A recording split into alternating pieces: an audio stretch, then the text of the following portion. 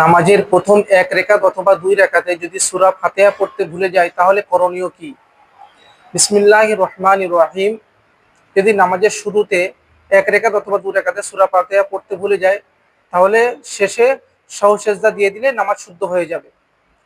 তবে ফরজ নামাজের চার রেকাতওয়ালা ফরজ নামাজের তৃতীয় এবং চতুর্থ রাকাত বাদ দিয়ে সমস্ত এবং সকল নামাজের প্রত্যেক রাকাতে সূরা ফাতিহা পড়া ওয়াজিব। যদি কেউ পড়তে ভুলে যায় অথবা না পড়ে তাহলে সেজদা সহ দিতে হবে। আদ-দুররুল মুখতার, খণ্ড নম্বর 1, পৃষ্ঠা নম্বর 459।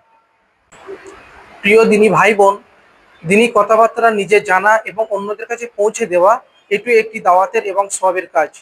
তাই এই ভিডিওটি প্রচুর পরিমাণ শেয়ার চাই এবং লাইক চাই। রাসূল সাল্লাল্লাহু আলাইহি ওয়াসাল্লাম বলেছেন, বাল্লিগু আন্নি ওয়ালাউ আয়া, আমার পক্ষ থেকে হলেও একটি আয়াত কমপক্ষে অন্যজনের কাছে পৌঁছে দাও।